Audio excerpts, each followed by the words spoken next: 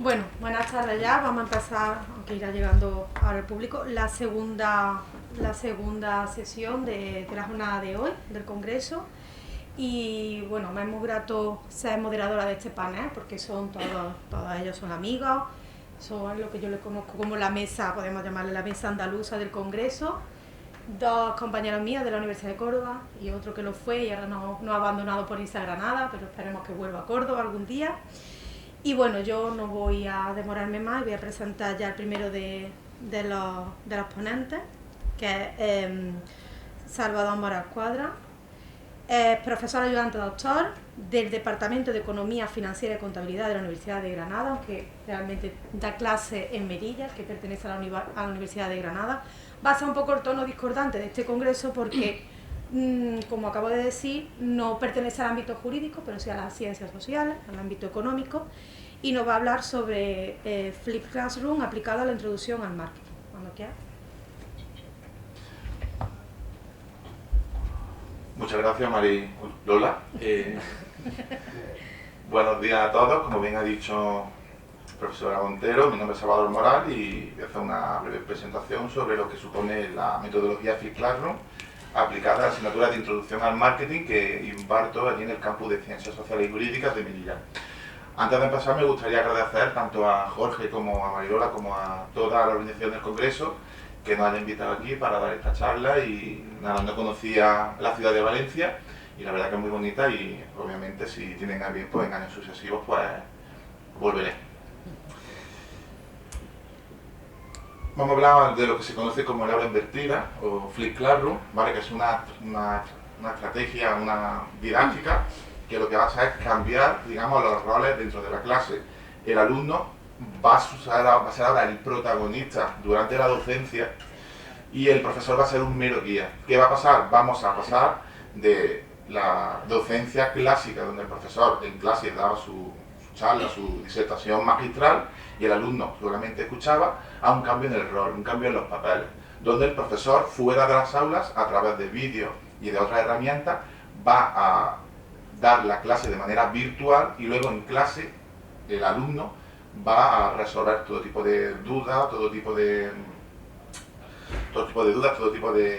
problemas que se le hayan ocasionado durante el visionado de los vídeos que ha realizado desde su casa. ¿Vale? Esto es lo que estaba comentando. Partimos de un modelo tradicional donde el profesor da la clase, el alumno atiende, coge apuntes y donde en su casa a través de deberes interioriza o aprende todo el conocimiento, a un modelo flip que se llama, donde el profesor, subiendo vídeos a diferentes plataformas que veremos luego, va a dar, digamos, a través de pequeñas píldoras, va a dar el temario fraccionado en vídeo para que el alumno lo vea desde casa, lo asimile y en clase solamente se dedica a la resolución de dudas, de casos prácticos. ¿Vale? Para no extenderme mucho, estos son los 4 pilares fundamentales en los que se basa la Flipped Classroom. Es un entorno flexible, ¿vale? Hay una cultura de aprendizaje donde el principal protagonista del proceso de enseñanza-aprendizaje sea el alumno y el profesor sea como una mera guía en este proceso de aprendizaje.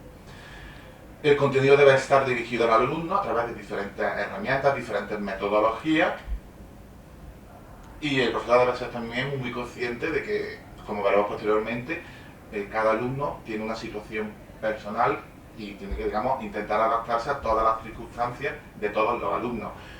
Yo, así a modo la situación que a mí me toca en Melilla, una ciudad autónoma que económicamente está muy deprimida para determinados sectores.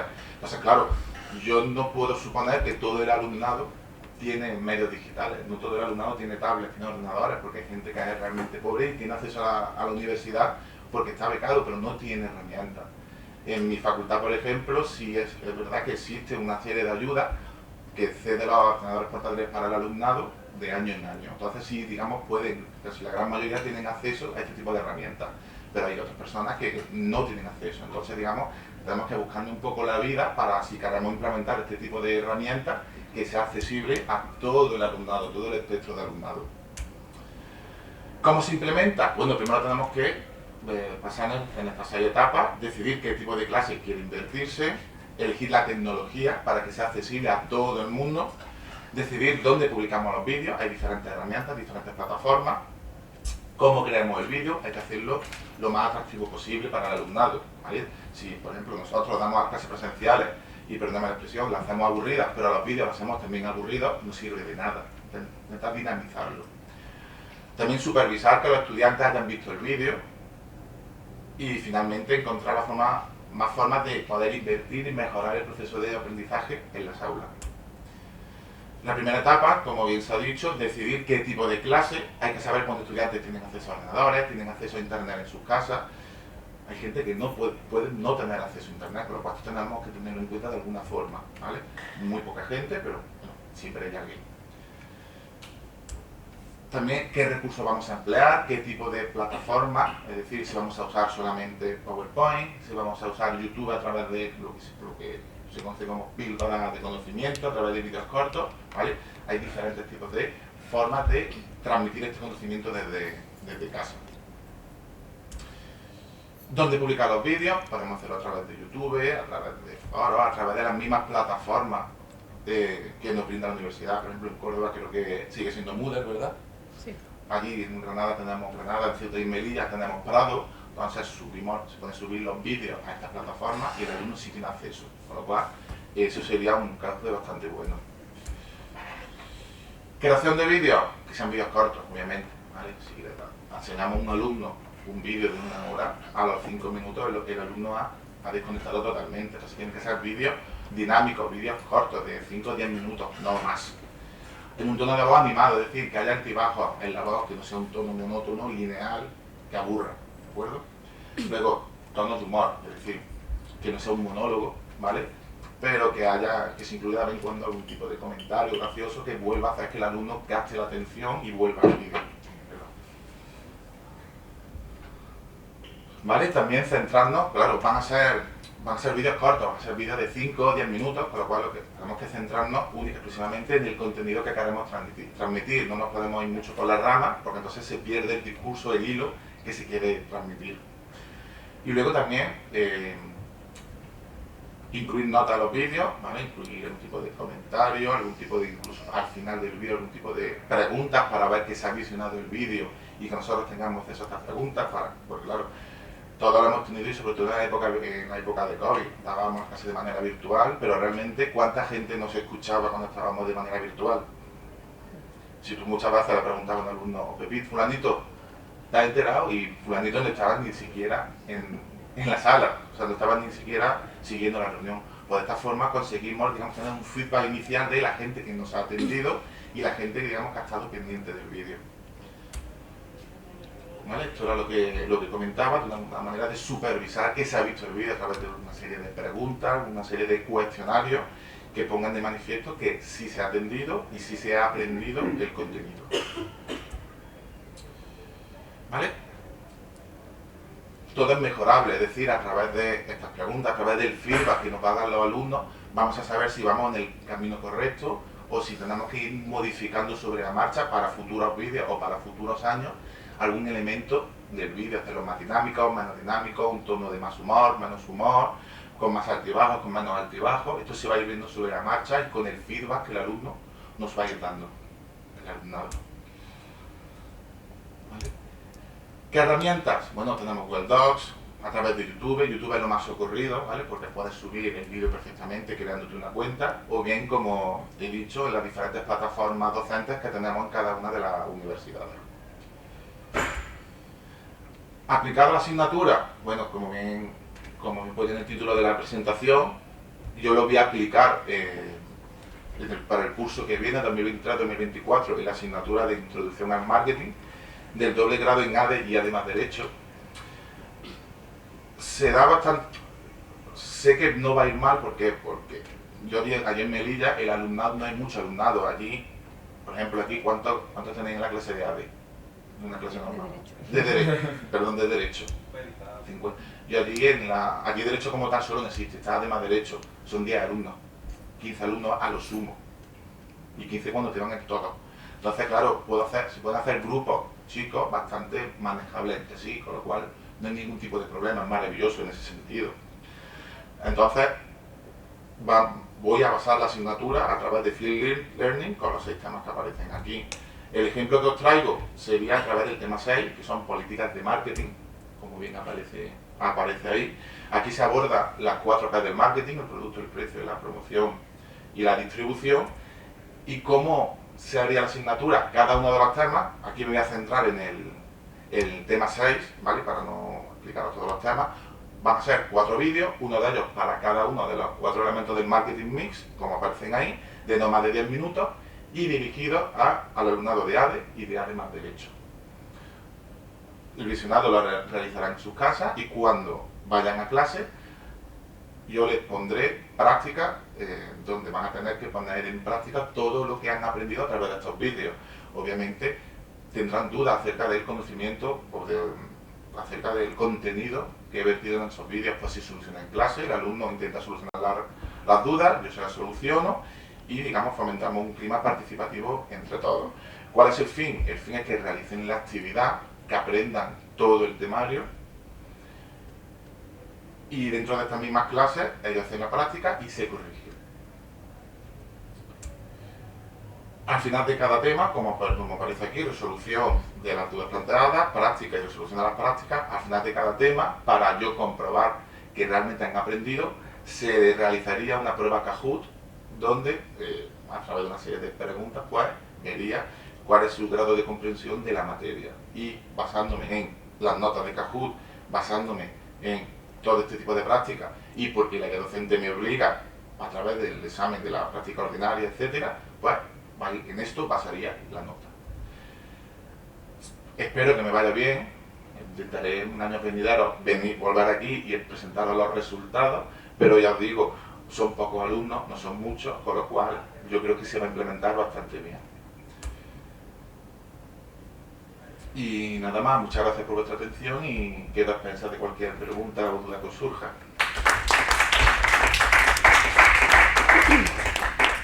Muchas gracias, Salva, por tu capacidad, sobre todo de síntesis.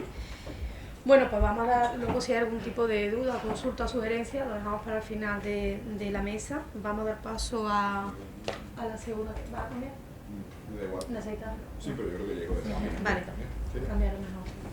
Bueno, voy a ir presentando al segundo ponente, Bartolomé Torralbo Muñoz. Tanto Bartolomé como luego Lucía, lo veis que son jóvenes porque lo son. Además, los dos prácticamente hace muy poco han leído sus respectivas tesis doctorales, y no por su juventud son menos expertos, bueno, en sus propios temas de investigación, cada uno en su ámbito, pero también en todo lo que concierne a este congreso con temas de innovación docente. Bueno, pues como digo, Bartolomé Torralbo Muñoz es profesor de Derecho Penal en la Universidad de Córdoba, y nos va a hablar sobre la enseñanza del derecho penal a través del cine y la televisión, una experiencia de innovación docente. Muchas gracias, Mariola, y muchas gracias, Jorge, también por invitarnos tan inmerecidamente aquí entre tantos ilustres, y estamos aquí pues estos jóvenes doctores, ¿no? Bueno, este título, ¿no? Este título de Derecho Penal a través del cine y la televisión es el título de un proyecto de innovación docente. Un proyecto de innovación docente que sin duda no fui cabeza pensante, como es lógico, sino que era brazo ejecutor, ¿no?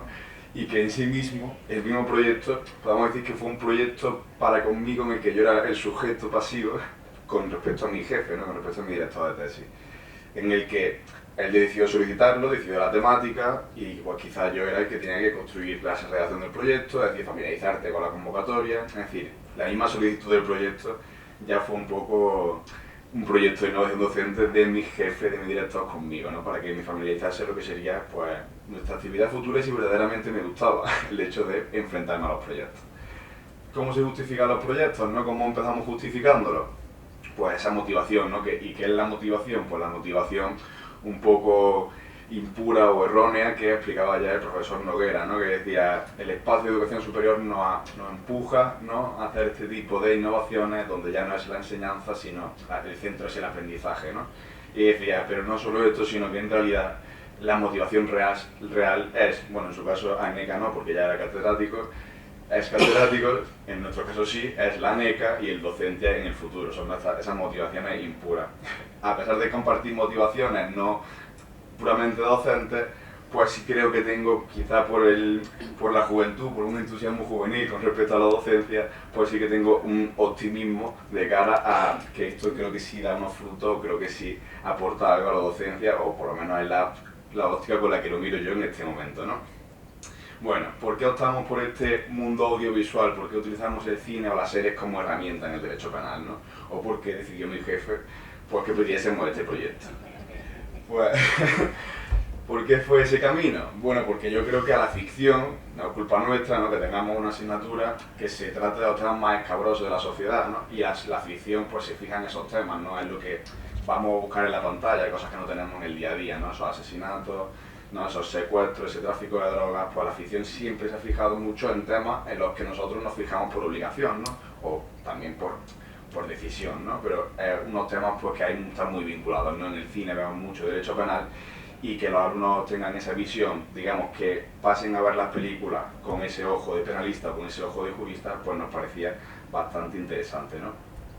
Aparte, pues pensábamos que ayudaba mucho a visibilizar problemas jurídicos en dos vertientes. Por un lado, problemas jurídicos, digamos, de sensibilización, es decir, vivimos en una sociedad en la que se respeta, incluso en los países a los que viajamos, se respetan todos esos principios limitadores de Ius Puniendi y nos olvidamos que hay sitios en los que no se respetan.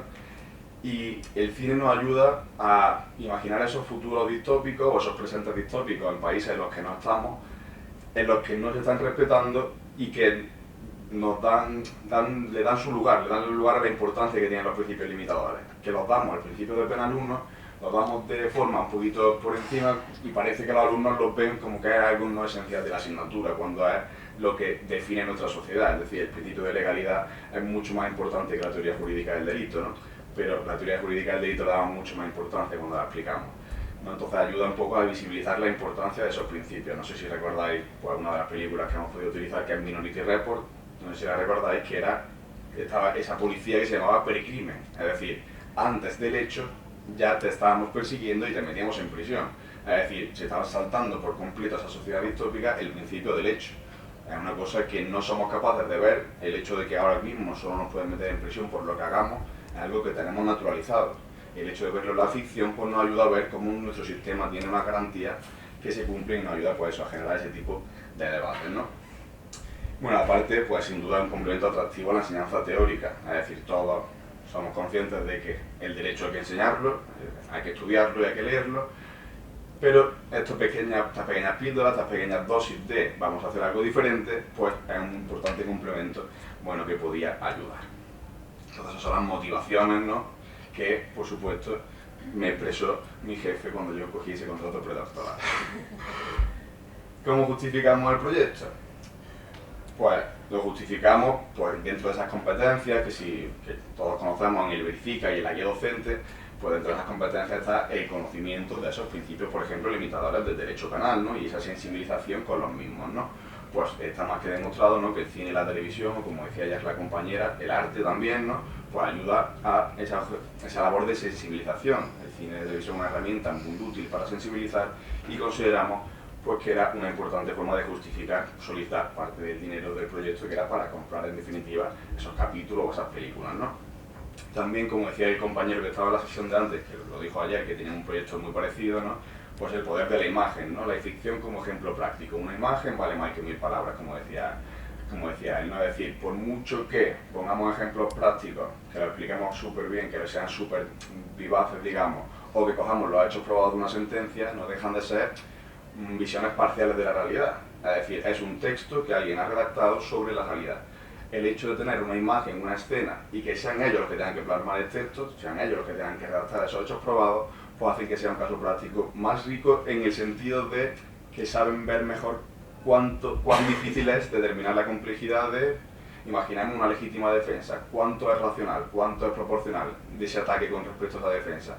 Es muy difícil, te preguntan, ¿qué es? ¿Un cuchillo contra pistola? ¿Es proporcional, es racional o no? Pues depende de la situación, depende de cómo lo utilices. Cuando lo ven en una escena, aunque sea de ficción, pues ven ellos mismos cuando discuten, el hecho de que uno lo vea proporcional y el otro no, y que uno lo vea racional y el otro no, ven ellos mismos la dificultad que presenta, ¿no? Entonces, verlo en unos hechos probados donde ya hay un elemento valorativo, es decir, están los hechos probados y al final ya vamos a ver cuál es la valoración del juez, que lo ha considerado racional o no. Entonces ahí ya tienen una visión cercana de la realidad. El hecho de tener pues, esa imagen y que sean ellos los que determinen esa proporcionalidad o esa racionalidad, pues nos parecía muy interesante. Y por último es una herramienta que ellos ya conocen, ¿no? Es decir, esta comunicación, esta ponencia, ¿no? que me suena raro de ponencia, si la hubiésemos tenido hace un año, en lugar de pues llamarle el derecho penal a través del cine y la televisión, se llamaría el derecho penal a través del cine y televisión en tiempo de pandemia. Es como si hubiese llamado hace un año, ¿no? Porque además lo utilizamos en tiempo de pandemia. Es decir, podíamos colgar perfectamente esos capítulos, esas películas, las podíamos colgar en Moodle o les podíamos decir a qué plataforma tenían que acceder, ¿no? Entonces, es una herramienta que está muy familiarizada y es fácil su introducción en la docencia. Vale. ¿Cómo la hemos llevado a cabo? ¿Qué metodología?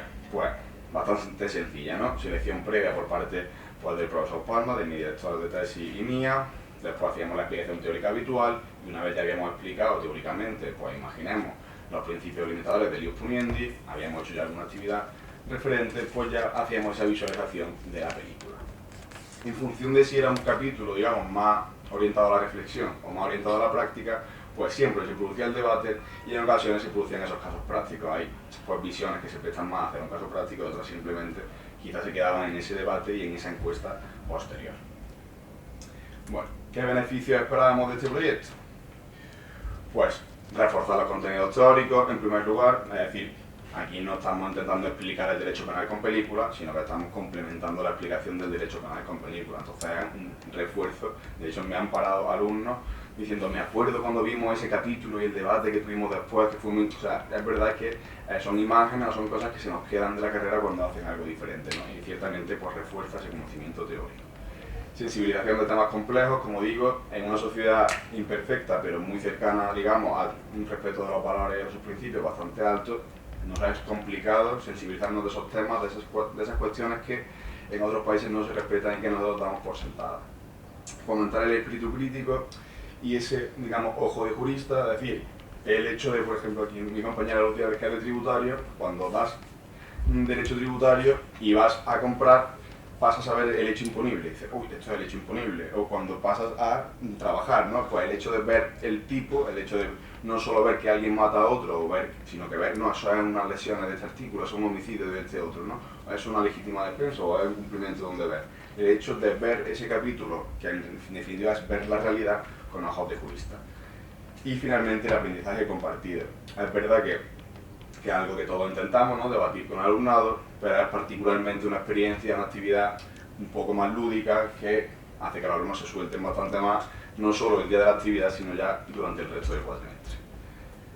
Bueno, otra de, no innovación docente, sino práctica docente que tiene mi director, es que durante nuestra formación predoctoral tenemos todas las asignaturas del área, que eran penal 1, penal 2, penal 3 y penal económico.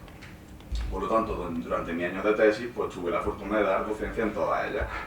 Y como estábamos ejecutando este proyecto de innovación docente desde que yo entré prácticamente en la universidad, en la Facultad de Derecho, pues lo hemos podido aplicar en cada una de estas asignaturas. Voy a explicar, bien de tiempo más o menos, ¿no? Voy a explicar muy brevemente, ¿vale? Pues una de las experiencias que hemos tenido en cada una de estas asignaturas. Como no estamos hablando de cine y televisión, por lo tanto, atención, que se vienen spoilers, ¿vale? Son cosas ya que tienen un cierto tiempo, por lo tanto me permito pues contar alguna cosita de lo que sería la trama de esa serie o de esa película. ¿Vale? Recordando brevemente, ¿no? Pues que veíamos en Penal 1. En Penal 1 veíamos esos principios limitadores, esa prevención general contra la prevención especial, es decir, las penas para qué servían, pues la prevención general para la seguridad, para que no se cometan delitos en la sociedad, para que sepa, un fin educador, ¿no? Que la sociedad sepa que algo está mal, esa prevención general. Prevención especial, ese fin reeducador, ¿no? De resocialización, que la persona que sufre la pena, pues que sepa que tiene ese fin de reinserción social, ¿no? Y después pasábamos también pues, ya a la teoría jurídica del delito, que sea tipicidad, antijuricidad, culpabilidad y punibilidad, ¿no? Pues dentro de esta asignatura de Derecho Penal 1, pues decidimos utilizar la serie de Black Mirror. No sé si la habéis visto alguna vez, la serie Black Mirror como serie, es una serie pues, que nos presenta distintos futuros distópicos con siempre un perfil tecnológico, es decir, una tecnología llevada al extremo y que nos presenta cuáles serían sus consecuencias. ¿Vale? Aquí tiene una base tecnológica, pero no solo. ¿Vale? También querría añadir, que lo he comentado fuera con los compañeros, que, como no, pues he probado ChatGPT y es la primera intervención en la que lo he probado un poco para la redacción. Y dije, ¿para qué uso yo aquí el ChatGPT? Y le dije, pues resúmeme el capítulo Oso Blanco de Black Mirror, para que me hiciese un poco la síntesis del capítulo. Y es verdad que más o menos, yo creo que cogía como la frase, las 3 líneas que te da Netflix, que es de Netflix, y después lo otro se lo inventaba un poco. O sea, que había parte de realidad y parte de ficción dentro de lo que contaba el ChatGPT. O sea, que en este caso había un error claro en ese relato, ¿no? Que nos hacía el ChatGPT del capítulo. El episodio este de Oso Blanco consiste básicamente en una mujer, se despierta, ha perdido completamente la memoria, sale a la calle y la gente en la calle simplemente la graba y no interacciona con ella. Empiezan a perseguir una serie de hombres enmascarados, intentando matarla, ella va huyendo, una experiencia totalmente traumática, nadie la ayuda, todo el mundo solo la graba. El final de esta trama, donde ella ya está al borde de la muerte, totalmente rodeada por estos sujetos enmascarados, pues como que cae el telón, es una especie de escenario, la parte ya final, cae el telón y resulta que esta mujer lo que había cometido es un grave delito de doble asesinato a un hombre y a su hija, y esta era su pena. Finalmente le borraban la memoria y volvía a empezar el día siguiente. O sea, esta era la pena que sufría una mujer. El fallo que comete el ChatGPT es que el episodio de Oso Blanco se llama el centro, digamos, la prisión, y decía que los sujetos que la perseguían iban disfrazados de oso blanco. Es lo que nos decía el ChatGPT con respecto al capítulo, que fue ese pequeño error que tuvo. Bueno, con respecto a la actividad que hacíamos en clase, pues aquí nos permitía reflexionar, una vez veíamos esto, sobre pues, esos fines éticos de la pena, de qué pasaría si no tuviésemos esos principios limitadores de Dios puniendo y si no tuviésemos ese fin resocializador de la pena, de reeducativo de la pena, ese principio de proporcionalidad de la pena.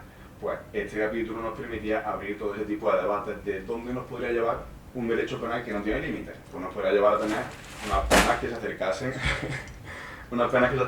pues, a la tortura, unas penas sin límites, que de hecho estamos en una sociedad que cada vez más la sociedad y los alumnos como parte de la misma piden penas más largas, piden penas más prolongadas, piden castigos más duros, piden condiciones peores para los presos. Entonces, pues este tipo de capítulos o este tipo de actividades ayudan a ver dónde nos podría llevar y por esa vía de cada vez más crueldad, menos proporcionalidad, menos reinserción. Pues este es el capítulo que utilizamos para hacer ese posterior debate. Vale, pasamos a Penal 2. En Penal 2 continuamos con la teoría jurídica del delito, pasamos a teoría de participación, atenuantes, agravantes, concursos, una asignatura muy bonita, la verdad, a mí es la que más me gusta. Y cerramos con determinación de la pena y el derecho penitenciario. El derecho penitenciario, igual que le pasa a los principios limitadores por ser al principio y el penitenciario por ser al final, también son esos temas que a veces vemos un poquito menos. Y también es uno de esos temas que vemos que la sociedad hay muchísimos tópicos que tenemos que destruir desde el derecho penal, desde la docencia. Que bien viven los presos, es que entran y salen en 2 días, en fin, tópicos que hemos escuchado todos de barra de bar, ¿no? Y hay un poco que destruir ese tipo de tópicos. Aquí hemos decidido pues, poner la película Modelo 77. Aquí voy a explicarla un poco menos porque sí es verdad que es una película más reciente, que es de este año 2022, pero básicamente una película carcelaria. Este sujeto, Miguel Herrán, pues hace de un contable que comete un delito de desfalco, un delito de apropiación indebida. Entra en prisión y ya pues se va sucediendo una serie de cosas. En este caso hemos ido un paso más allá. Bueno, digamos ido, en realidad vamos a ir, porque lo vamos a hacer la semana que viene. Ya hemos comenzado con las encuestas, pero la visualización será la semana que viene y vamos a hacer una experiencia, digamos, donde intentemos medir de verdad cuál es la influencia. Es decir, vamos a valorar cuál es la opinión sobre el régimen penitenciario español de alumnos que han visto la película y han hecho la actividad de debate y reflexión conjunta que hacemos con ellos, y alumnos que no lo han visto. Entonces estamos haciendo esa encuesta, digamos, ese estudio con ese factor diferencial para ver si de verdad pues, estos debates y estas actividades tienen algún impacto real, no solo esa impresión que me da a mí, que me voy contentísimo a mi casa después de que bien hemos debatido todo, hemos comentado este tema y yo los veo mucho más sensibilizados, ¿no? Intentar ver si de verdad pues, existe esa diferencia. Entonces pues le vamos a poner esta película carcelaria, ya hemos empezado a pasar las encuestas entre alumnados que no van a tener la suerte de verla o que la podrán ver después. Y después pues ya veremos si cambian o no cambian esas percepciones sobre el sistema penitenciario español. ¿Vale? Vamos a hacer esa suerte de estudio comparado. Vale. Y por último, ¿vale? Ya en Penal 3, en realidad Penal Económico, esa optativa que veíamos no deja de ser una extensión de Derecho Penal 3 donde vemos simplemente los delitos económicos. ¿Vale? Contenido del Penal 3 y del Penal Económico, pues la parte especial del Código Penal, ¿no? Delitos contra la integridad física, libertad sexual, intimidad, honor, esos delitos contra el patrimonio. No, pues aquí lo que decidimos ver, siempre cuando aplicamos Derecho Penal 3, En general, nuestra docencia en Derecho en la Universidad de Córdoba siempre es con respecto a casos prácticos y con respecto a sentencias. ¿Qué pasa con esos casos prácticos? Que al final son casos muy de laboratorio, ¿no? Y esas sentencias, como decía antes, son casos, digamos, muy recogidos, ¿no? Pues el hecho de ver una serie y que con ese ojo de jurista entrenado, de una persona que ya ha visto, que ya ha estudiado penal 1, ha estudiado penal 2 y todos los delitos que veremos en el capítulo ya lo han estudiado, pues que intenten analizar la realidad y no unos hechos, no un parrafito que les doy yo, pues súper diseñado para que vean determinados tipos, sino que durante un capítulo de 1 hora intenten detectar todos los tipos posibles. ¿En qué consiste esta serie de Ozark? No sé si la habéis visto.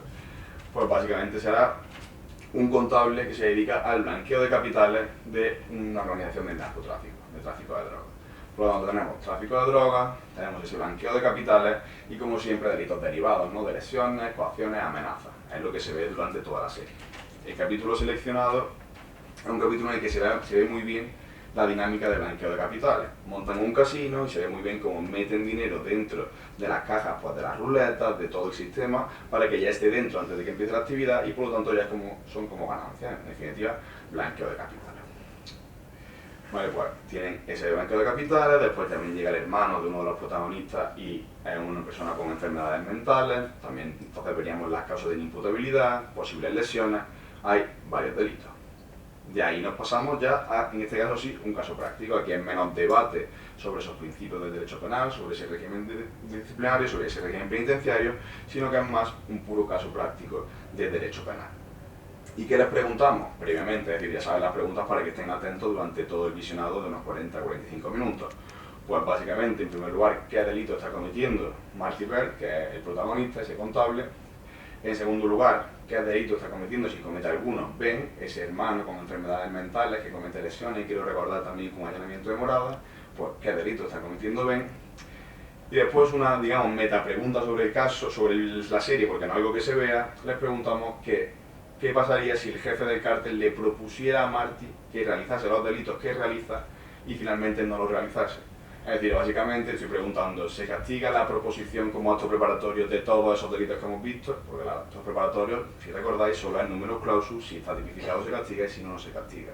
Entonces, pues que busquen esos actos preparatorios de esas lesiones, ese blanqueo, de todos esos delitos. En definitiva, un caso práctico totalmente sacado por este capítulo. Vale. ¿Cuáles han sido los resultados del proyecto hasta ahora? Pues sinceramente es verdad que solo les ponemos 1 al cuatrimestre, tampoco tenemos muchas más horas, pero sí es verdad que ayuda a la motivación del estudiantado, vienen a clase y cuando saben que pues, se siente cierta expectativa alrededor de esa actividad, es decir, que los motiva bastante. Consolidan conceptos, es verdad que es imposible que no lo hagan, ya que lo hemos visto previamente, hemos hecho un caso práctico y volvemos a hacer un ulterior caso práctico y se debate sobre los mismos, es verdad que le dedicamos más tiempo, a todo lo que dedican más tiempo se consolida más, ¿no? Pero es verdad que ayuda a consolidar conceptos y en general creo que aumenta la participación, no solo ese día, sino ya digo, durante todo el cuatrimestre. Cuando conclusiones, creo que hay espacio para esa innovación bien entendida y equilibrada, es decir, pequeñas actividades de innovación docente, equilibrada no en el sentido que decía Jorge, de que hagan equilibradamente salta la pata coja mientras responden un Kahoot, no en ese sentido, sino que tenga un balance adecuado con esa enseñanza teórica y esas lecturas, ¿no? O sea, es decir, esa innovación sobre la tradición sin olvidarla, no podemos olvidarnos de las clases, no podemos olvidarnos de leer sentencias y de leer manual. ¿Vale? Pero sin duda, pues recomiendo la experiencia de utilizar, pues sea el arte, como decía la compañera, sea este tipo de arte como son pues las series y las películas. Muchas gracias por vuestra atención.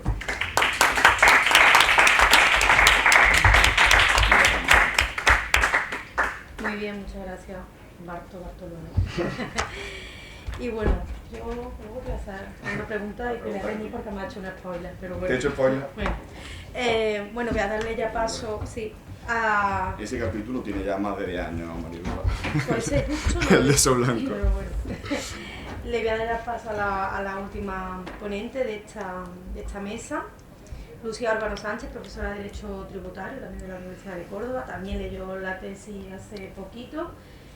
Ha investigado mucho sobre el tema de gravámenes, he visto en Estudiantes de Vivienda Vacía, un tema totalmente de actualidad, ahora mismo con la nueva ley de vivienda, ya te preguntaré en privado sobre ello.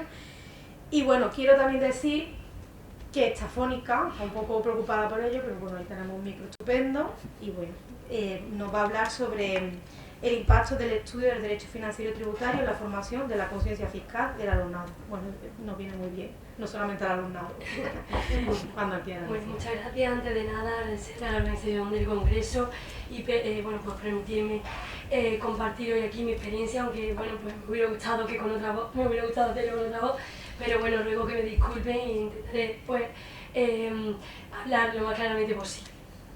Básicamente el objetivo de mi intervención es dar a conocer los principales resultados de un proyecto de investigación que se llevó a cabo en el área de Derecho Financiero y Tributario de la Universidad de Córdoba, desarrollado en esta área y coordinado por las profesoras Mori Jiménez y Bueno Gallardo, ¿no? Básicamente el objetivo de este proyecto era crear una incipiente conciencia fiscal en el alumnado a través del estudio de la asignatura Parte General de Derecho Financiero y Tributario, ¿no? Y también evaluar el impacto que tenía en la conciencia fiscal de los alumnos ese estudio, ¿no?, de la asignatura. El entendimiento, por un lado, de que el estudio de las principales instituciones y obligaciones tributarias, ¿no?, es el punto de partida para generar una conciencia fiscal, porque no se puede pretender que un alumno asuma la necesidad justa de pagar impuestos si no sabe por qué se pagan y cómo se pagan, ¿no?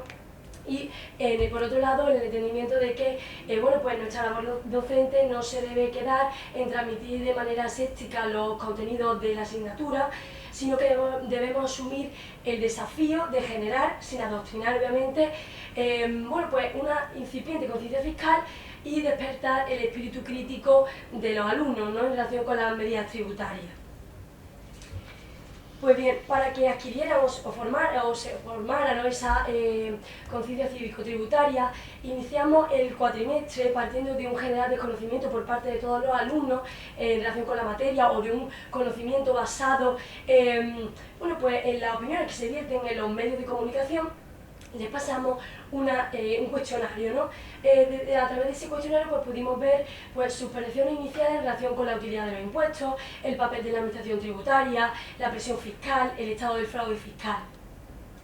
Aproximadamente a mitad de cuatrimestre le ofrecimos un seminario de educación cívico-tributaria impartido por un funcionario de la Agencia Estatal de la Administración Tributaria que es especialista en esta tarea divulgativa de información, y le explicó pues básicamente los problemas que se encuentran en la administración tributaria a la hora de gestionar nuestros intereses y los mecanismos que tiene para hacer cumplir las obligaciones tributarias.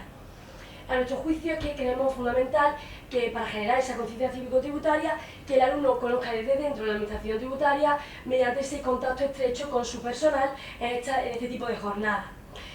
Por lo que a nosotros respecta, lo que es la impartición de las lecciones que conforman el programa, los profesores que conformamos el área de Derecho Financiero y Tributario y nos dedicamos a impartir la parte general de Derecho Financiero y Tributario, hicimos especial hincapié en la vinculación de los ingresos públicos con los gastos públicos, ¿no?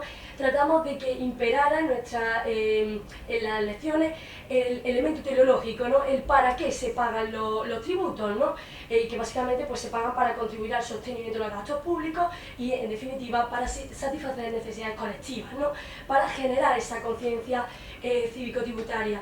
Finalmente, al final del cuatrimestre, una semana antes de finalizar el cuatrimestre, pasamos la misma encuesta que inicialmente se había pasado, pues para ver el impacto que había tenido haber cursado la asignatura en la conciencia fiscal de los alumnos, ¿no? Pues bien, básicamente, como digo, la principal actividad de este proyecto de innovación docente consistía en medir, a través de la técnica de la encuesta, la evolución de la conciencia fiscal del alumno que cursaba esa asignatura de parte general de Derecho Financiero y Tributario en 3 titulaciones diferentes que se imparten en la Facultad de Derecho y Ciencias Económicas y Empresariales de la Universidad de Córdoba, ¿no?, como son Derecho Financiero y Tributario 1, que se imparte en segundo curso del grado en Derecho Financiero y Tributario 1 también, que se imparte en cuarto curso del doble grado, Derecho y Administración de Empresas, y el sistema tributario, que se imparte en tercer curso ya del grado en ADE, ¿vale? Bueno, básicamente a esa encuesta la debieron contestar los alumnos al inicio del cuatrimestre y al final del cuatrimestre, y como digo, fueron 3 poblaciones distintas las que se estudiaron, ¿no?, a través de esa encuesta. Por un lado, la población 1, que la conformaban los alumnos matriculados de la asignatura Sistema Tributario. De esa población se extrajo una muestra de 54 alumnos, correspondientes 22 al grupo 1, 32 al grupo 2, y bueno, pues la edad media del alumnado era de 21 años. En la población 2, correspondiente a los alumnos que estaban matriculados de Derecho Financiero y Tributario en segundo curso del grado en Derecho, extrajimos una muestra de 59 alumnos de 3 grupos diferentes: 15 alumnos del grupo 1, 15 alumnos del grupo 2 y 29 alumnos del grupo 3, siendo también la edad media del alumnado, bueno, pues parecida, ¿no?, 20,2 años. Y por último, la población 3, conformada por los alumnos matriculados en el doble grado de Derecho y Administración de Empresas, que cursaban la asignatura Derecho Financiero y Tributario 1 en cuarto, ¿no?, en un curso superior. Se trajo una muestra de 29 alumnos, 12 correspondientes al grupo 4, 17 al grupo 5, y siendo la edad media del alumnado también de 21,2 años, ¿no?, parecida la edad de media.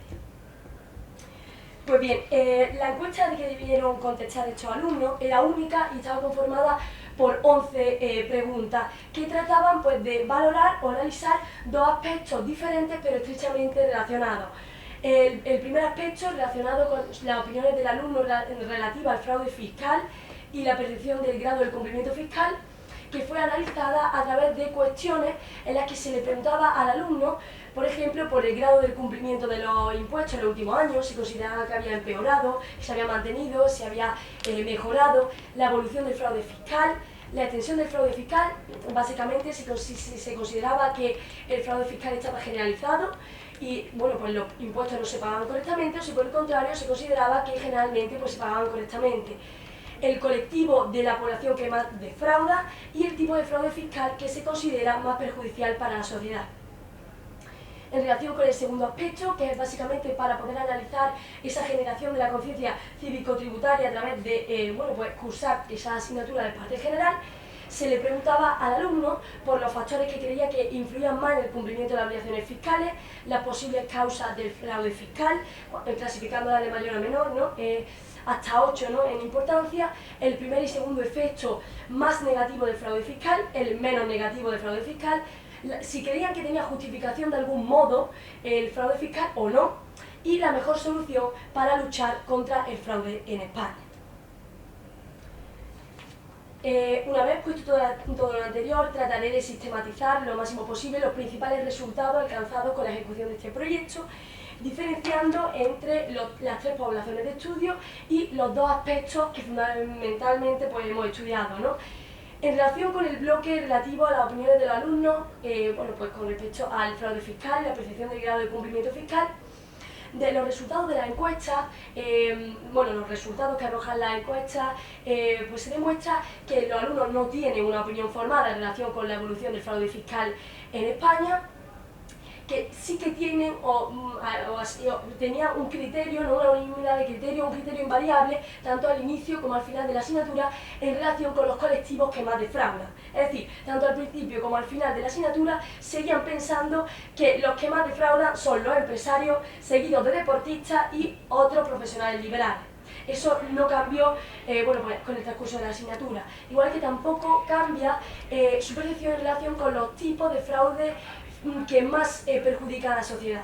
Ellos siguen pensando, después del curso de asignatura, que lo más perjudicial es la evasión de renta hacia paraísos fiscales, seguido de actividades empresariales ocultas y la economía sumergida, y en tercer lugar el hecho de que los empresarios no ingresan el IVA y además utilizan facturas falsas. En relación con lo que es ya el aspecto de si se había generado esa conciencia cívico-tributaria tras el estudio de la parte general de Derecho Financiero y Tributario, aquí tenemos que diferenciar entre las poblaciones de estudio porque hay diferencias notables.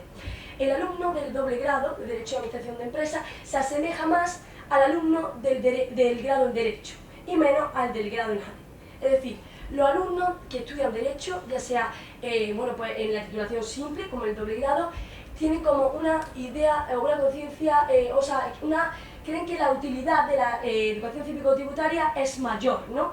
Y al inicio de la asignatura consideraban que, por ejemplo, dotar a la administración de medios técnicos y personales, ¿no? de mayores medios técnicos y personales e imponer sanciones más duras a quien incumple las obligaciones tributarias era lo más eficaz para combatir el fraude fiscal, y sin embargo, al final de la asignatura consideran que la educación cívico-tributaria es lo más importante y lo más eficaz frente al fraude fiscal, relegando a un segundo y tercer puesto pues, el dotar a la administración de medios técnicos y personales y bueno, pues, imponer sanciones más duras.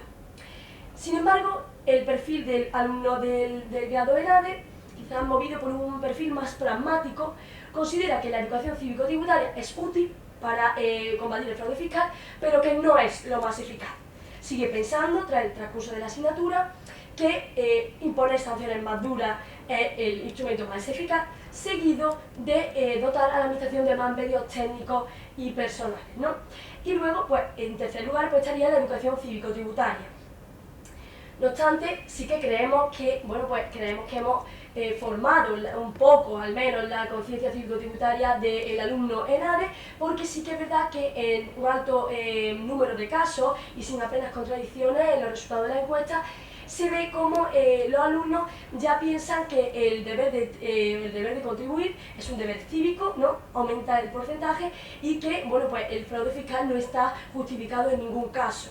Y además disminuye los alumnos que veían con buenos ojos a aquellos que defraudan la Hacienda y no les pasa nada.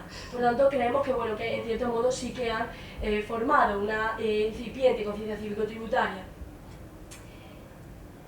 Pues bien, ya para concluir, ¿no? En cuanto a los objetivos que creemos que hemos alcanzado con este proyecto de innovación docente, ¿no? Y bueno, también veremos alguna debilidad o propuestas de mejora, creemos que sí, que hemos conseguido que generalmente al alumno conozca cuál es la finalidad de la exención de tributos, ¿no? Que es la finalidad, que no es otra que la finalidad contributiva, ¿no? Contribuir al sostenimiento de los gastos públicos para satisfacer necesidades colectivas. Y creemos que lo hemos conseguido porque los resultados demuestran que hay una percepción generalizada en el alumnado de que los efectos más perjudiciales derivados del fraude fiscal son, en primer lugar, que disminuyen los recursos para financiar servicios públicos y prestaciones sociales y que bueno, el fraude fiscal es una cuestión de injusticia, es decir, que lo que no pagan unos lo van a tener que pagar otros, ¿no? Con lo cual creemos que ese objetivo se ha cumplido con lo que es el curso de la asignatura. Sin embargo, sí que es verdad que tenemos que admitir que se palpa cierto escepticismo en el alumnado que no le da tanta importancia al incumplimiento de las obligaciones tributarias porque considera que el Estado cuenta con ello, que el fraude fiscal no tiene remedio. Entonces, en este punto sí que hemos creído necesario seguir reforzando la generación de la conciencia cívico-tributaria para mejorar los resultados en este punto, ¿no? Y, por ejemplo, en el presente curso académico hemos vuelto a encuestar a los alumnos y también hemos tratado de reforzar algunas pautas de actuación. No solo para mejorar la conciencia cívico-tributaria del alumno, que, bueno, evidentemente creo que los resultados de la primera edición del proyecto ya constatan que sí que había una mejoría, ¿no? por el recorrido en la asignatura, sino para mitigar ese escepticismo del alumnado que considera que no tiene remedio el fraude fiscal y para tratar de que conciban el deber de contribuir sin tanta reticencia, ¿no? Como un deber de solidaridad rodeado también de garantías constitucionales para el contribuyente. Para ello, lo que hemos tratado, básicamente, en primer lugar, es de reforzar lo que el profesor Cubero Trullo llama la conciencia constitucional del alumno, ¿no? Básicamente nosotros hemos seguido insistiendo en la importancia, bueno, de la visión principalista o constitucional del derecho financiero y tributario, haciendo alusión constante a los principios materiales de justicia tributaria consagrados en el artículo 31.1 de la Constitución, para que vieran la eficacia práctica que tienen bueno, pues estos principios, ¿no? Y para generar o mejorar esa conciencia cívico-tributaria. Pero no nos hemos quedado ahí, ¿no? Hemos tratado de utilizar la última jurisprudencia constitucional relativa al principio de capacidad económica para mejorar los resultados. Nos estamos refiriendo, por ejemplo, a la sentencia 182/2021 de 26 de octubre, en la que el Tribunal Constitucional cambia el contenido y el alcance del principio de capacidad económica en una de sus manifestaciones. Es decir, rectifica propiamente su doctrina consolidada durante años. Y hemos hecho especial hincapié en ese tipo de jurisprudencia, en esos pronunciamientos, porque creemos que es relevante, porque al alumno para el alumno es una muestra no de debilidad del Tribunal Constitucional, sino de su capacidad para rectificar y mejorar, en su caso, su jurisprudencia en aras de un sistema tributario más justo, ¿no? En definitiva, pues es una invitación al optimismo en el ámbito tributario. Por otra parte, también hemos tratado de comentar en clase sentencias de actualidad relativas a bueno, pues, casos de famosos, cantantes, a lo mejor futbolistas, sobradamente conocidos por los alumnos, para desactivar la idea de que bueno, pues se puede defraudar a Hacienda y que no hay consecuencias. ¿Vale? Entonces creemos que bueno, pues en ese ámbito pues ellos lo tendrían más cercano. Y por último, ya en la última semana del cuatrimestre, vamos a proporcionar al alumnado un seminario en el que vamos a dar información sobre las salidas profesionales estrictamente relacionadas con el ámbito tributario, de la mano de antiguos alumnos que han aprobado oposiciones de técnico de Hacienda, inspector de Hacienda. ¿Por qué? Porque creemos que el proyectar un futuro quizá ligado a la administración tributaria puede generar en ellos una percepción de la necesidad, o mejorar la percepción de la necesidad del control del cumplimiento de las obligaciones tributarias e incluso mejorar el respeto que se tiene a quienes realizan esas labores, ¿no? Pero también vamos a integrar en ese seminario a profesores asociados del área de Derecho Financiero y Tributario que se dedican al ejercicio profesional. ¿Por qué? Porque creemos que también es necesario incluir esa visión del abogado tributarista, pues para que vean su papel a la hora de bueno, pues el cumplimiento de las obligaciones tributarias del ciudadano y también de la salvaguarda de los derechos fundamentales del contribuyente, ¿no? Y también, ¿por qué no?, para que vean pues la relación que existe entre los abogados tributaristas y la administración tributaria. Veremos, una vez pasemos de nuevo la encuesta, si hemos conseguido con estas pautas de mejora pues mitigar ese escepticismo del alumnado en relación con el fraude fiscal y la disposición de la ciudadanía al sostenimiento de los gastos públicos. Muchas gracias por su atención.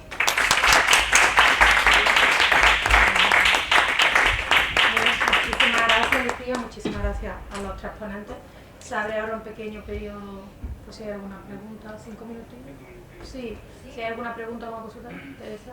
A ver, no he podido asistir a la cita, tenía una llamada urgente que realizar, pero me ha gustado mucho, la verdad, es decir, veo aquí un gran potencial. Lo he dicho. A ver, primera pregunta, ¿cómo solventáis la cuestión de propiedad intelectual? Porque claro, muchas veces yo he tenido también la tentación de utilizar algún tipo de contenido de plataforma, tipo Netflix o HBO, etcétera, etcétera, pero claro, no lo puedes hacer en el aula de difusión y tampoco puedes exigir que todo el alumnado tenga acceso a ese tipo de plataformas. Entonces esa es una pregunta, a ver cómo lo solventáis y más de tipo técnico, ¿no? Sí. Y, bueno, no hace falta micrófono, ¿no? Yo al final, pues, evidentemente yo sigo siendo tradicionalista y mis alumnos, y esa deriva que tú has mencionado, a mí me parece peligrosísima, porque los nuevos estudiantes es verdad que, bueno, en teoría del derecho, en justicia social, tratamos también algunos de los aspectos de lo que es la sanción como mecanismo de posible reinserción social, etcétera, sentimiento de solidaridad comunitario, de dar una segunda oportunidad, y en los últimos años me quedo perpleja de ver que mis alumnos dicen que segunda oportunidad.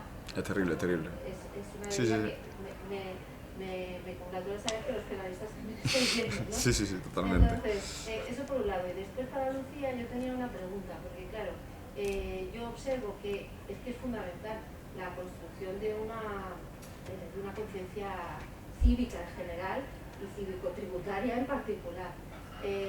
La pregunta es, si vosotros en este estudio que estáis realizando ya un poco, es la segunda fase de desarrollo, habéis notado una implementación muy fuerte de lo que son los modelos liberales tributarios, es decir, esa idea de por qué yo voy a sufragar determinado tipo de gastos públicos en los cuales yo no participo, sobre todo en el ámbito que puede ser gastos con orientación a educación, sanidad, Determinados recursos básicos no, porque el transporte público o lo que son la red de alcantarillado y alumbrado, todo el mundo, pues más tarde o más temprano tiene que servirse de él. Pero en la cuestión concreta me gustaría saber un poco la percepción que tenéis, ¿vale? Y ya está. Sí, bueno, no hace falta, ¿no creo que se escucha bien? ¿O? Sí, sí. Bueno, como brazo ejecutor, como decía, del proyecto de innovación docente, pues me tocaba lidiar con esas cuestiones, ¿no? Entonces, claro, nuestro primer pensamiento era comprar las películas, ¿no? Y en principio proyectarlas. Pero claro, te das cuenta de que no están disponibles de compra, están todas en plataforma, los capítulos están en plataforma. Entonces dices, ¿cómo juego yo a hacer una suscripción para un día, tal? Y entonces pues me dediqué a escribir a todos los servicios de atención, digamos así como el cliente, de las distintas plataformas.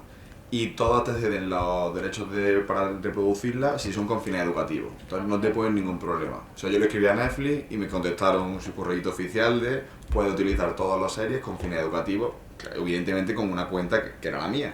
Yo metía mi cuenta, era con fines educativos, nadie cobraba nada y la puedo usar sin problema. Y lo mismo con todas las plataformas. Entonces ahí ya pues entiendo que yo lo he utilizado sin remordimiento. O sea, No. la visualización se tiene que hacer en el aula. Tú no puedes Sí, mandar a través de sí, una la visualización, que es verdad que no lo he comentado, la visualización, nosotros en nuestra facultad, no sé cómo lo manejáis en otras facultades, tenemos muchas horas de recuperación de efectivos para cuadrar el cuatrimestre. Entonces yo utilizo esas horas de recuperación de efectivos, cae el lunes en fiesta y no salen las horas del cuatrimestre. Esas horas hay que recuperarlas en algún momento de alguna semana cuando tú puedas. Pues esas horas, que normalmente son de tarde o en función del grupo que sea, al contrario de cuando suelen ir, cuesta que vayan. Y ahí es donde suelo yo aprovechar y pongo la... Entonces hay una motivación importante diciendo lo mismo ya a la facultad, a que ahí vean una serie, vean una peli, un debate, pues ahí los motiva un poco y ahí sí viene, seguro a recuperar esa hora. Bueno, yo una cosa muy breve a raíz de este comentario de Teresa. Yo también estuve mirando y lo que me decían era que siempre y cuando no se le diese una publicidad de que venga un ciudadanía o que tú cobres una entrada, o sea, tú en tu clase, como si en el salón de tu casa te juntas con 20 amigos, ¿sabes? O en tu clase te puedes juntar a puerta cerrada y puedes proyectar, sin problema es de tu cuenta personal. Yo diría que he escrito todas las plataformas, así que todas bien, todas te dan el ok. Y por lo que respecta a mi pregunta, efectivamente cuando das clase y por ejemplo los tributos que se basan en el principio de beneficio, por ejemplo como es la tasa, los alumnos ahí ven claro que tienen que pagar algo, ¿no? Porque a lo mejor, bueno, pues puede utilizar dominio público, la administración te presta un servicio, ¿no? Bueno, pues ven que hay una contraprestación, en cierto modo, y ahí no hay ninguna reticencia. Efectivamente, donde viene la reticencia frente al deber de contribuir es, pues bueno, cuando es, por ejemplo, pues en los servicios, bueno, educación, sanidad y todo esto, ¿no? Sobre todo en el impuesto. Pero sí que detecto yo que el alumno, esa reticencia que tiene frente al deber de contribuir, no es tanto porque yo hago mucho hincapié con el deber de solidaridad, que luego tenemos nuestra garantía, el principio de no confiscatoriedad, ¿no? Y de capacidad económica, pero es sobre todo por la gestión a la hora de, bueno, por el tema de la gestión del gasto público. Por cómo, o sea, cómo, es decir, yo detecto que es como, sí, yo pago impuestos, pero es que luego no me gusta cómo se gastan el dinero público que yo pago. Ahí es donde yo veo, es verdad que yo por ejemplo trabajo mucho en el tema de la garantía y sobre todo de la capacidad económica, la confiscatoriedad para desactivar esa idea, pero la parte de cómo se gestiona los gastos públicos creo que es el talón de Aquiles, donde el alumno, pues eso, pues donde le genera pues ese escepticismo, de para qué tengo que pagar, si al final no lo vas a gestionar como yo quiero, o yo no estoy de acuerdo. Ahí es donde yo lo detecto, por lo menos en lo que es la impartición de la asignatura. Vamos a ver si hemos conseguido hacer algo ahora cuando repitamos las encuestas, pero por lo que llevo de cuatrimestre es ahí donde lo veo. Vale, pues muchas gracias. No sé si hay alguna duda, consulta más. Sí, si me permites. Por supuesto. Tengo una pregunta para cada uno de vosotros.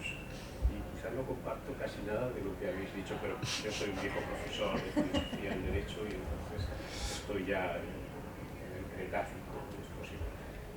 Con respecto a lo que tú has expuesto, no entiendo muy bien cuál es la ventaja de que una clase sea grabada en un vídeo frente a la presencialidad del profesor, que tiene una interacción directa con el estudiante y por tanto a la hora de suscitar interés, dudas, respuestas, cuestiones, ¿no? Me parece mucho más eficaz que vete el vídeo y luego si tienes una duda me la preguntas mañana. No he acabado de entender exactamente las ventajas que ese sistema reporta sobre la transmisión real del conocimiento y sobre la reflexión sobre el conocimiento que se transmite. Pero con respecto a ti, hombre, el Cineforum no es precisamente una innovación educativa, yo, no lo es, no lo es. 70, ya, pero decía Platón en las leyes que la dramatización de la realidad siempre es tramposa, y por eso él decía que había que expulsar a poetas y dramaturgos de su república ideal. ¿Por qué la dramatización siempre es tramposa? Y yo lo que pienso precisamente, bueno, aquí hay una colección de cine y derecho que tiene no sé cuántos, 70 títulos y siempre ha sido un elemento importante. Bueno, yo utilizo la literatura para el derecho también y para la aproximación a los problemas jurídicos, me interesa. Pero yo creo que precisamente el efecto que tiene en alguien, ¿no?, la percepción del derecho filmado, ¿no?, del derecho dramatizado, es justamente la contraria, ¿no? Porque lo que pienso que un abogado debe hacer no es mirar hechos, mirar películas y deducir, sino saber deducir la realidad de los textos leídos, porque lo que va a leer son sumarios, no va a haber películas de lo que ha pasado, porque la justicia es narrativa. La justicia es precisamente fabricar un relato a partir de lo que alguien te cuenta y de lo que lees, no tanto ver algo, ¿no?, que puede ser dramatizado a través de... Entonces, no sé si el efecto es más bien positivo o negativo. Y para ti, no tengo claro que un profesor de Derecho Financiero y Tributario tiene que generar conciencia fiscal de sus alumnos. Más bien debería generar una conciencia crítica, una conciencia muy crítica frente a los tributos. Y debería saber determinar si efectivamente un tributo está o no está justificado, si eso no es confiscatorio. O sea, lo que debe hacer es generar en el estudiante la pregunta de por qué todo el mundo tiene resistencia a pagar tributos, ¿no? Has hablado de algunas causas que luego detectas, pero claro, el estudiante en general lo que percibe es que una asesoría fiscal lo que te facilita es cómo pagar menos, no cómo cumplir con tus deberes, sino cómo evitarlos, ¿no? Por tanto, esta idea de que puede existir entre el abogado tributarista y la administración puede existir una colaboración, bueno, eso me parece que es una utopía excesivamente alta. Y me ha generado curiosidad también saber si las respuestas de antes de cursar la asignatura, si se las dais en desplegables para poner X y saber cuáles son, o si realmente las contestan ellos, o sea, realmente contestan cuando les preguntas cuáles son las causas del fraude fiscal, ¿no? Contestan, no sé, algunos de los ítems de los que tú has dicho, o tienen un desplegable y tal. O sea, quiero decir, me parece excesivamente, ¿cómo diría yo?, paternalista y orientador el hecho de tenéis que generar conciencia fiscal, ser buenos ciudadanos, pagar muchos tributos, ¿no? Cuando, en fin, yo en muchas ocasiones impulsaría la desobediencia civil, los tributos, ¿no? Entonces, no sé, no acabo de encajar muy bien, ¿no?, esta función de, oye, generar justicia fiscal, ser buenos ciudadanos, ¿no? Porque a lo mejor el buen ciudadano debería resistirse a pagar algunas cosas, no sé. Bueno, disculpad, es la piel de un viejo profesor que ya está al borde de la tumba, ¿no? Vamos, si queréis responder por orden. Sí, Salva, empieza entonces. ¿Se me escucha bien, no? Sí, perfecto. Bueno, yo al menos tengo Alicia, ¿bien? ¿Se me Sí, escucha? perfecto. Ahora, obviamente no todas las asignaturas sirven para este tipo de metodología. Yo, por ejemplo, yo la aplico en Introducción al Marketing porque es una asignatura que se da a esto. Yo también imparto Dirección Financiera, que es de número puro y duro, entonces eso es más complicado porque yo puedo explicar un ejercicio y si el alumno por el vídeo no lo ve, no lo ve. Entonces esa asignatura es más presencial, de, oye, no veo esto, pues yo empezar a pum, te lo saco, lo comprende. Esta asignatura es marketing porque si es de aplicación, yo solo lo veo en tiempo. Yo es algo que le puedo explicar a través de vídeos. Ellos complementan con el manual que puedan tener. Por ejemplo, yo doy el código de marketing, es muy famoso. Y ellos en su casa, viendo el vídeo, viendo el temario, pues pueden sacar toda una serie de dudas que me las pueden ya llevar preparadas para clase. Entonces, este tiempo es que yo ahorro, le explico las dudas que puedan tener y tengo más tiempo para dedicar a, por ejemplo, realizar solución de casos prácticos, realizar, como he dicho antes, pruebas de Kahoot. Entonces un tiempo que se puede ahorrar perfectamente a través del visionado desde casa. Sobre todo meramente esto. Repito, hay asignaturas que sí se dan y otras asignaturas que es más difícil que puedan aplicar esto. Yo te puedo explicar el apalancamiento financiero, el apalancamiento operativo, pero con un vídeo. Pero eso es realmente con un ejercicio práctico. Eso te lo hago yo en la pizarra en clase. Aplicar eso desde un vídeo me cuesta muchísimo más porque necesito muchísimos más medios extras para poder realizar el vídeo. Pero asignaturas más teóricas, que solamente explica qué es el precio, qué es la promoción, qué son las políticas de marketing aplicadas, serán mucho este tipo de metodología.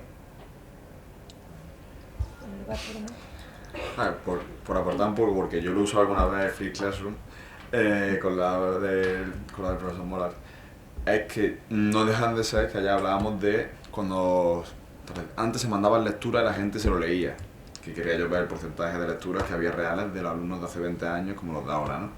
Pero eso es el Free Classroom, o sea, no es... Igual que está inventado el Cineforum, está inventado el Free Classroom, ahora es con YouTube y antes eran con lectura. O sea, yo cuando lo he utilizado por ejemplo para determinar la pena. Pues si las operaciones y 4 cositas se la ponen en un vídeo, yo se lo voy a explicar otra vez en clase. Pero ya si tienen ese conocimiento previo, como si fuese una lectura, pues aporta el hecho de que ya tengan ese conocimiento previo.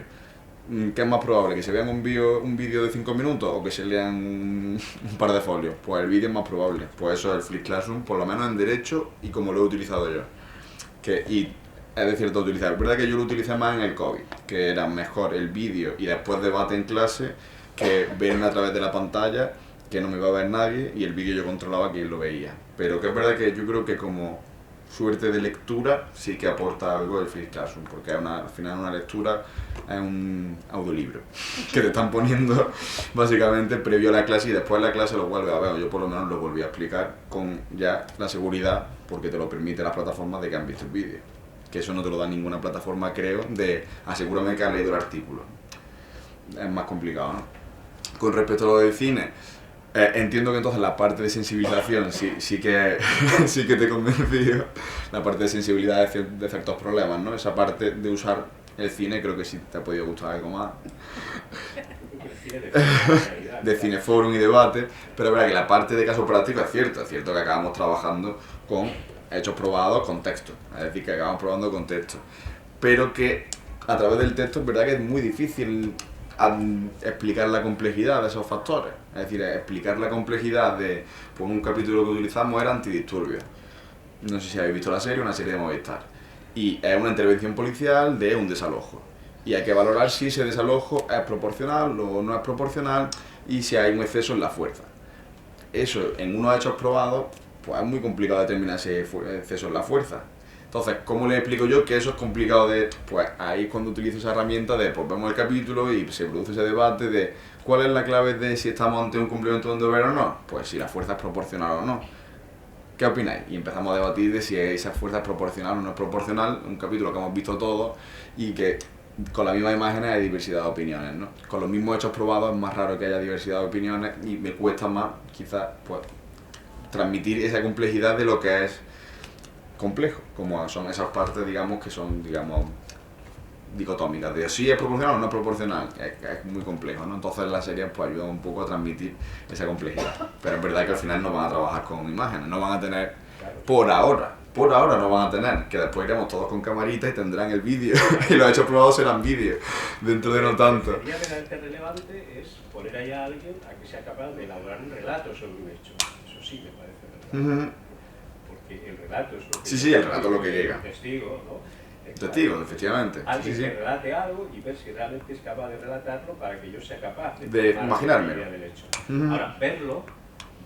No va a pasar claro, hasta que estemos todos con cámara. Ver es... Sí, es verdad, es cierto. Es cierto. Sí. Pero oír y me relatar. decía que estaban cada vez recurriendo más a medios audiovisuales. Hombre, los policías van cada vez más con cámara en el chaleco y las intervenciones policiales sí que hay cada vez más vídeos, pero es verdad que son imágenes reales no dramatizadas, es decir, la dramatizada siempre va a ser una sección, o sea, una forma de realidad exagerada o no, sí, manipulada de los planos, la forma, es decir, el director quiere reflejar seguramente abuso policial o no. Es decir, que él tiene una intención obviamente es su serie. No necesitas ver el capítulo para saber cuál es la orientación que tiene claro, la imagen. Claro, pero bueno. Bueno, No, una reflexión muy acertada, muy acertada. Y por lo que me respecta,